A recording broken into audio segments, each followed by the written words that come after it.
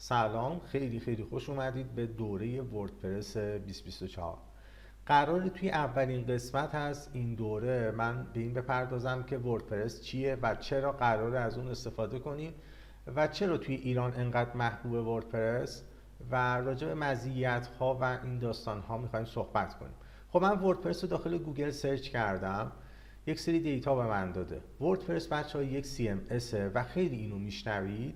CMS یعنی یه سیستم مدیریت محتوا، یک وب کانتنت منیجمنت سیستم که به صورت اوپن سورس بر پایه زبان PHP توسعه پیدا کرده و شما به راحتی با مراجعه به سایت wordpress.org میتونید اون رو در زبان‌های مختلفی دانلود کنید و نصبش کنید. و زبان فارسی هم برای وردپرس وجود داره و به راحتی پشتیبانی میشه. وردپرس اولین باری که توسعه پیدا کرد برای سیستم های بلاگ بود و کم کم به لطف پلاگین هایی که اومدن و توسط برنامه نویس های مختلف توسعه پیدا کردن مثل ووکامرس ما میتونیم در بستر وردپرس یک سایت فروشگاهی بزنیم و یک فروشگاه اینترنتی رو راه اندازی کنیم. یا مثلا پلاگین هایی مثل المنتور که باعث میشه سایت ما خیلی جذابتر بشه و یوزر فرندلی تر بشه و بتونیم صفحات خیلی جذاب رو با قابلیت های مثل درگ اند دراپ و خیلی چیزای دیگه پیاده سازی کنیم. خب توضیحاتی که در قسمت سمت راست گوگل برای من لیست کرده میبینید که دیولپرهای اولیه وردپرس مایک و مت بودن که توی سال 2003 یعنی 21 سال پیش، واقعا زمان زیادیه، اومدن و وردپرس رو توسعه دادن. پس ما با یک CMSی سر کله داریم میزنیم که بسیار قدیمیه، پس میشه بهش تکیه کرد و میلیون ها تا سایت بر اساس وردپرس پیاده سازی شدن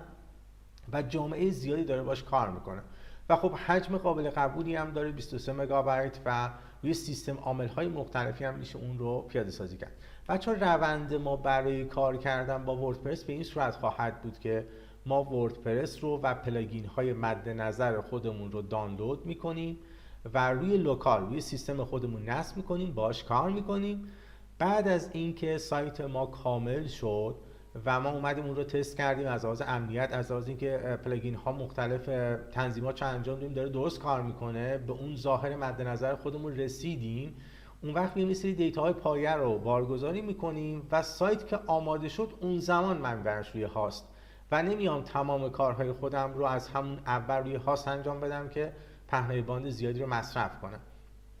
خب من بیام یه سری توضیحاتم راجع به ووکامرس بدم. اینها مفصل تو این دوره بچه‌ها بهش میپردازیم. خب ووکامرس هم اوپن سورس و جزء پلاگین های ای کامرس یا تجارت الکترونیک هست که کارش اینه که برای ما یه فروشگاه اینترنتی رو پیاده سازی میکنه و میتونیم در بستر وردپرس این ووکامرس رو نصبش کنیم. المنتور هم یه اشاره‌ای در ابتدا کردم، یک نرم افزار میتونیم بگیم، یه پلاگینیه که دوباره روی وردپرس نصب میشه و این قابلیت رو براش داریم که میتونه برای ما صفحات رو خیلی جذابتر ایجاد کنه و قابلیت‌هایی مثل درگ اند دراپ و کلی چیزهای دیگه به ما میده و یه جورایی میتونیم بگیم الگو گرفته شده از سایت ویکس و مثل اون داره برای ما عمل میکنه که به لطف اینکه خیلی ایرانی‌ها دارن از این استفاده میکنن، خب فارسی هم شده و به راحتی میتونید از المنتور فارسی هم استفاده کنید.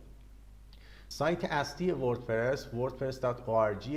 که میتونید وارد این مخزن بشید، این ریپوزیتوری بشید و تو قسمت لینکی که وجود داره Get WordPress میتونید اون رو شروع کنید به دانلود کردن. برای اینکه ما بخوایم این رو به صورت فارسی هم دانلود کنیم فقط کافیه در ابتدا اینجا FA رو وارد کنیم و بعد از اینکه من FA رو وارد کردم و دات رو زدم میبینید که fa.wordpress.org و زیر مجموعه دانلود اینجا میتونم وردپرس 662 رو به صورت فارسی هم دانلود کنم. خب هنوز بچه ما اول داستانیم و میخوام راجع به اینکه چرا وردپرس انقدر محبوب شده توی ایران یه خورده صحبت کنم. بچه ها وردپرس به شدت کاربرپسنده توی ایران و کار کردن با اون خب میبینید که خیلی راحته و همین خاطر خیلی از ماها داریم از اون استفاده میکنیم و اغلب کسب و کارها توی ایران ترجیح میدن که سایتشون بر اساس یک CMS مثل وردپرس باشه، چون دیگه نیازی پیدا نکنن به یک برنامه نویس خاصی که اومده باشه سایت اونها رو به صورت شخصی براشون برنامه نویسی کرده باشه و هر زمانی که نیاز داشته باشن میتونن بر اساس اینکه واحد آیتی خودشون رو میخوان تغییر بدن و برنامه‌نویس دیگه‌ای بیاد، بتونه اون برنامه‌نویس مجدد روی این CMS کار کنه و کد بیسیکی که سایت اونها رو ایجاد کرده یک CMS کاملا استانداردی هست و به صورت رایگان از توی اینترنت دانلود شده. این یکی از نکاتی است که اغلب کسب و کارها به این خاطر میان وردپرس رو انتخاب میکنن و هزینه نگهداری و پشتیبانی و خود طراحی سایتش هم بچه‌ها خیلی به صرف است. یعنی اگر من یک کسب و کاری داشته باشم نوپا باشه بخوام یه سایت رو طراحی کنم، نمیام هزینه هنگفتی بکنم و در استارت کار خودم قطعا میرم سراغ وردپرس که بتونم یک سایتی رو داشته باشم با هزینه‌های پشتیبانی و هزینه‌های طراحی کاملا معقولی. و اینکه بچه‌ها وردپرس مدام داره ورژن های مختلفی توسط توسعه دهندگان اون منتشر میشه و ما با خیال راحت میتونیم از این استفاده کنیم و آپدیتش کنیم. با هر آپدیتی تغییرات اون هم توی وبسایت ما اعمال میشه و میتونیم یه جورایی بهش تکیه کنیم و یه سایت خیلی خوبی رو بر پایه وردپرس داشته باشیم. و پلاگین های مختلف بچه‌ها توی فارسی هم وجود داره و همین خیلی مزیت خوبیه. مثلا من میخوام تاریخ خودم رو شمسی کنم، پلاگینی براش وجود داره. میخوام تو زمینه SEO سایت خودم رو بهبود بدم، پلاگینی براش وجود داره. میخوام سرعت سایتم رو ببرم بالاتر، سایت خودم کدهای خورده‌ای فشرده تر بشه اصطلاحاً، قطعاً پلاگینی براش وجود داره و هر چیزی که توی ذهنت باشه میتونیم بگیم واقعاً امروزه پلاگینی براش وجود داره. قالب‌های بسیار زیادی بر اساس هر سلیقه و هر نیازی تو هر زمینه کاری. مثلا من یه سایت دندونپزشکی میخوام، داروسازی میخوام، یه فروشگاه اینترنتی میخوام، یه سایت شخصی شرکتی، برای تمام این موارد هم قالب‌های مختلفی وجود داره.